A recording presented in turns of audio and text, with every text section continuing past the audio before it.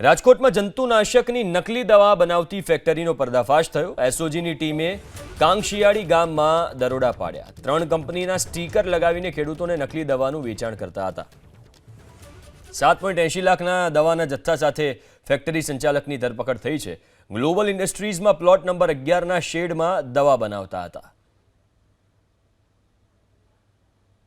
Sapar Veraval police station ના કાંગશિયાળી ગામના સીમ વિસ્તારમાં ગ્લોબલ સિરેમિક જે આવેલું છે ત્યાં તેઓએ પંચો સાથે રેડ કરતા તેમાં બનાવટી જુદી જુદી કંપનીઓના બધા પાઉચ તથા દવાઓ ડુપ્લિકેટ મળી આવેલી અને ત્યાં એક ઈસમ દર્શનભાઈ જયેશભાઈ ગઢાત્રા હાજર હોય તેઓને પૂછતા કે આ દવા બાબતે લાયસન્સ કે એવું હોવાનું જણાવતા તેઓએ લાયસન્સ નહીં હોવાનું જણાવતા તેઓને જુદી જુદી બનાવટી દવા તથા એક મોબાઈલ ફોન ટોટલ 7,80,170 ના મુદ્દામાલ સાથે ધરપકડ કરેલી છે અને આ પકડાયેલા જે દર્શનભાઈ છે તેઓને પૂછપરછ કરતા તેને જણાવેલું કે આ કામેના મેઇન જે સાહિલભાઈ સુરેશભાઈ ટીમ્બડિયા પટેલ તેઓ આ દવા બાબતે મેન્યુફેક્ચર કરતા હોય અને તેઓ હાજર નથી મળી આવેલા અને તેઓ નાસ્તા ફરતા હોય એની પાછળ અમારે રાજકોટ ગ્રામ્યના